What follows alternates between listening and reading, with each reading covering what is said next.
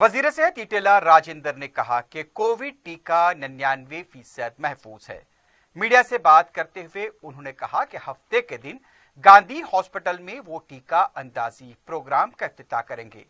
ये अमल मुसलसल जारी रहेगा।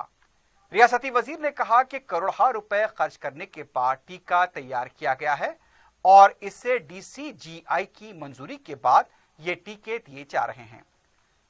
उन्होंने ये भी कहा कि वो भी टीका लेंगे क्योंकि वो इस महकमे के कप्तान हैं। वजीर मौसूफ ने कहा कि ICMR के रहनुमाना खतूत के मुताबिक टीके दिए जाएंगे। राजेंद्र ने कहा कि दूसरे मरहले में खानगी हॉस्पिटल के हेल्थ वर्कर्स को टीके दिए जाएंगे। वजीर सेहत ने कहा कि वजीर आला ने हिदायत दी है कि टीका देने के बाद आधे घंटे निगरानी में रखने के दौरान तमाम सहूलतें फराहम की जाएं। मुस्तकबिल में वैक्सीन की कमी होने पर हालात से निपटने के लिए मनसूबाबंदी की जाए और वैक्सीन के डॉक्टर और साइंसदान अपनी तहकीक को जारी रखें। रियासती वजीर ने कहा कि कोवैक्सीन टीके का तीसरा ट्रायल निम्स में चल रहा है। उसकी मंजूरी के बाद उसे इस्तेमाल किया जाएगा।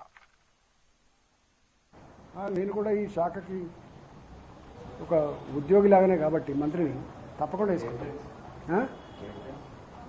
ఏంటండి I'm the captain of this department. నేను కెప్టెన్ కాబట్టి తప్పకుండా వేసుకుంటాను. అంటే నాలాంటి వేసుకుంటే కదా ధైర్యం వచ్చేది.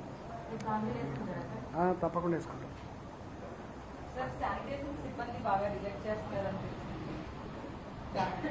శానిటేషన్ వర్కర్స్ రిజెక్ట్ చేస్తున్నట్టు తెలిసినట్టుగా వార్త కానీ ఇతరులు కొంత కామెంట్ చేస్తుంది. దానికోసమే ఇవాళ DCGI బాధ్యత కలిగిన సంస్థ మనుషుల క్షేమం కోసం ఆలోచిస్తే తప్ప మానవ కళ్యాణం కోసం ఆలోచిస్తే తప్ప